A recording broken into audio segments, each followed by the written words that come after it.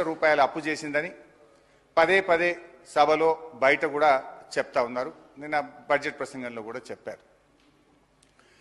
December 23 నాడు మీరు విడుదల చేసిన శ్వేతపత్రంలో 4 రకాల అప్పులను మీరు చూపించారు. అందులో 2 రకాల అప్పులేమో రాష్ట్ర ప్రభుత్వం చెల్లించాల్సినటువంటి అప్పులు, 2 రకాల అప్పులేమో రాష్ట్ర ప్రభుత్వం చెల్లించదు, రాష్ట్ర ప్రభుత్వం మీద భారం లేనటువంటి అప్పులు. అందులో అధ్యక్ష, గవర్నమెంట్ హామీ లేనిది, ప్రభుత్వం చెల్లించనిది 59,414 కోట్లు. గవర్నమెంట్ హామీ ఉండి ప్రభుత్వం చెల్లించవలసిన అవసరం లేనిది 95,462 కోట్లు. ఈ రెండు కలిపితే 1,54,876 కోట్లు. అంటే మీరు చెప్పిన 6,71,757లో ఈ 1,54,876 కోట్లు తీసేస్తే అది 5,16,881 కోట్లు. దీంట్లో మా ప్రభుత్వం ఏర్పడే నాటికే చేసినటువంటి అప్పులు మాకు వారసత్వంగా వచ్చింది 72,658 కోట్లు. దాన్ని కూడా తీసేసినప్పుడు 4,44,223 కోట్లు. ఈ 4,44,233 కోట్లలో వారసత్వంగా ఉమ్మడి ఆంధ్రప్రదేశ్ ప్రభుత్వం నుంచి వచ్చిన, అంటే ప్రభుత్వము హామీ ఇచ్చి ప్రభుత్వమే చెల్లించేటువంటి ఎస్పీవీకి సంబంధించిన 11,609 కోట్లు ఉన్నాయి. దాన్ని కూడా మనం తొలగించినట్టయితే 4,32,614 కోట్లు. మీరు శ్వేతపత్రంలో కూడా కొంచెం ఇంటెలిజెంట్గా పెట్టారు. అది ఏం పెట్టారంటే, మా ప్రభుత్వం దిగిపోయే నాటికి ఎంత ఉంటుందో పెట్టే బాగుండు. వీళ్ళు ఏం పెట్టిండ్రు, ఎఫ్ఆర్బిఎం లోన్స్ 2023-24 బిఈ, అంటే మేము డిసెంబర్లోనే మీ గవర్నమెంట్ వచ్చింది.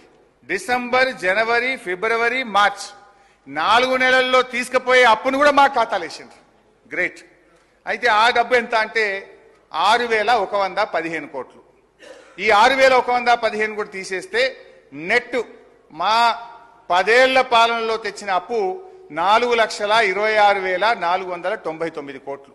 వాస్తవం ఇదైతే ఒకవైపు 7,000 కోట్లు 7,000 కోట్లు అని చెప్పి ఒక 7 లక్షల కోట్లని దుష్ప్రచారం చేస్తూ ఉన్నారు. అయితే ఇక్కడ అధ్యక్ష, కొన్ని విషయాలు కూడా వారికి చాలా అనుభవం ఉంది, సభలో కూడా ఉన్నారు. నేను అక్కడ ఆర్థిక మంత్రిగా ఉన్నప్పుడు అనేక సందర్భాల్లో బట్టి విక్రమార్క గారు సిఎల్పి నాయకుడిగా మాట్లాడుతుండేవారు. ఈ 4,26,499 కోట్లలో కూడా కొన్ని ప్రత్యేకమైన పరిస్థితులు, కేంద్ర ప్రభుత్వ నిర్ణయాలు, కరోనా లాంటి ప్రపంచమే గడగడలాడి దేశం మొత్తం గడగడలాడినటువంటి ఒక ప్రత్యేక పరిస్థితి 2 సంవత్సరాలు వరుసగా మనం ఎదుర్కొన్నాం. ఈ 4,26,499 కోట్లలో అధ్యక్ష, వాస్తవానికి ఏం జరిగింది? కేంద్ర ప్రభుత్వం 2 నిర్ణయాలు తీసుకున్నది. ఒకటి, డిస్కామ్ల అప్పులన్నీ రాష్ట్ర ప్రభుత్వాలే తీసుకోవాలని పార్లమెంట్లో చట్టం చేసి బలవంతంగా రాష్ట్ర ప్రభుత్వాల మీద ఉదయ్ అనేటువంటి పథకాన్ని తెచ్చి రుద్దారు. అట్లా మనకు 9,000 కోట్లు కేంద్ర నిర్ణయం వల్ల రాష్ట్రం మీద అప్పు భారం పడ్డది. 2, 14వ ఆర్థిక సంఘం నుంచి రాష్ట్రానికి గ్రాంట్గా రావాల్సిన డబ్బు, దేశంలో డబ్బు లేదు, కొంత ఇబ్బంది ఉన్నది, గ్రాంట్కు బదులు మీరు అప్పు తెచ్చుకోండి అని ఓ 2,459 కోట్లకు ప్రత్యేకంగా కేంద్ర ప్రభుత్వం దేశం మొత్తం నిర్ణయం తీసుకున్నది. తెలంగాణ కోసం కూడా గ్రాంట్గా రావాల్సింది బడ్జెట్లో పెట్టుకున్నది, గ్రాంట్గా ఇవ్వకుండా అప్పు తెచ్చుకోమని కేంద్ర ప్రభుత్వం నిర్ణయం తీసుకుంటే అదొకటి మన మీద భారం పడ్డది. రెండిటికంటే ముఖ్యం, సరే కేంద్ర విధానపరమైన నిర్ణయాల వల్ల దాదాపు 11-12 కోట్లు మన రాష్ట్రం మీద భారం పడ్డది. రెండవది కరోనా. మనం ఎప్పుడైనా జిఎస్డిపిలో 3% అప్పే తెచ్చుకుంటాం. కానీ కరోనా వచ్చినప్పుడు దేశం మొత్తం కూడా ఆర్థిక మాంద్యం వచ్చింది, ప్రజలకు ఉపాధి అవకాశాలు దెబ్బతిన్నాయి.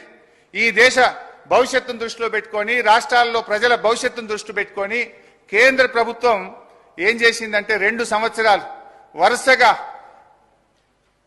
అదనపు ఎఫ్ఆర్బిఎం ఇచ్చి మీరు క్యాపిటల్ ఎక్స్పెండిచర్ చేయండి, ఖర్చు పెట్టండి, ఆర్థిక అభివృద్ధికి తోడ్పడుతుంది, డబ్బు చలామణిలో లేకపోతే ప్రజలకు ఇబ్బంది అవుతుందని 2020-21లో 1.75% అదనంగా జిఎస్డిపి అప్పు తెచ్చుకోవాలని 17,558 కోట్లు కరోనా మొదటి సంవత్సరంలో తేవాల్సి వచ్చింది.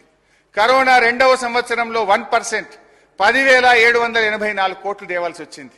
అంటే ఈ వరుసగా 2 ఏళ్ల కరోనా వల్ల ఒక 28,000 కోట్లు, ఒక 12,000 కోట్లు కేంద్ర ప్రభుత్వం యొక్క విధానపరమైన నిర్ణయాల వల్ల. ఈ 2 కలిపితే దాదాపు అనివార్యంగా 41,159 కోట్లు కరోనా మరియు కేంద్ర ప్రభుత్వ నిర్ణయాల వల్ల మనం అదనంగా తీసుకోవాల్సి వచ్చింది. అంటే ఈ 41,000 కోట్లు కూడా తీసేస్తే నార్మల్ ప్లాన్ లో 10 ఏళ్ల మా పాలనలో మేము చేసిన రాష్ట్ర ప్రభుత్వం కట్టే అప్పు ఎంత అంటే 3,85,340 కోట్లుగా తేలింది. కానీ మీరు తిమ్మిని బమ్మి చేసి వాస్తవాలను వక్రీకరించి 7 లక్షల కోట్ల అప్పు చేసిందని చెప్పి ప్రజల దృష్టిలో మీరు తెస్తా ఉన్నారు అధ్యక్ష. ఇన్ఫాక్ట్ ఇక్కడ ఇంకొక విషయం కూడా చెప్పాలి అధ్యక్ష. అప్పులు ఎడాపెడా చేశామని, ఎక్కడ దొరికితే అక్కడ తెచ్చామని చేశారు. కానీ మేము బాధ్యతతో చేశాం.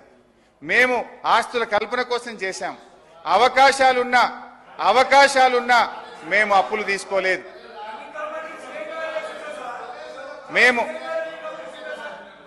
మేము సార్ వద్దు, మీరు ఆగండి. నేను బాధ్యతతో చెప్తున్నాను అధ్యక్ష. కేంద్ర ప్రభుత్వము మీరు విద్యుత్ సంస్కరణలు చేయండి, 5 ఏళ్ల పాటు ఏటా 0.5% FRBM అదనంగా ఇస్తామన్నారు. అంటే 30,000 కోట్లు తెచ్చుకునే అవకాశం ఉంది. మన పక్కన కాంగ్రెస్ అధికారంలో ఉన్న కర్ణాటకలో విద్యుత్ సంస్కరణ అమలు చేశారు, ఆంధ్రప్రదేశ్లో చేశారు. దేశంలో అనేక రాష్ట్రాల్లో విద్యుత్ సంస్కరణలు అమలు చేసి వాళ్ళు 30,000 కోట్లు తెచ్చుకున్నారు. ఇదే సభలో సభానాయకుడిగా ఉన్న కేసీఆర్ గారు నా గొంతులో ప్రాణముండంగా విద్యుత్ సంస్కరణలు అమలు చేయను, ఆ 30,000 కోట్లు మాకు అవసరం లేదు, ఒక పని తక్కువ చేసుకున్నా సరే విద్యుత్ సంస్థలను ప్రైవేట్ పరం చేయము, మీటర్లు పెట్టము అని సభానాయకుడిగా చెప్పారు. నిజంగా అప్పు పుడితే మేము తెచ్చుకోవచ్చు అనుకుంటే ఆ 30,000 కోట్లు తెచ్చుకొని ఉండేవాళ్ళం కదా. మేము ఆ రోజు ఆ అవకాశం ఉన్నా కూడా దాన్ని వినియోగించుకోలేదంటే మా బాధ్యత ఈ రాష్ట్రం పట్ల, భవిష్యత్ తరాల పట్ల ఎంత బాధ్యతాయుతంగా వ్యవహరించామో కూడా ఒకసారి గుర్తు తెచ్చుకోవాలి. అధ్యక్ష, హరీష్ రావు గారు 1 minute.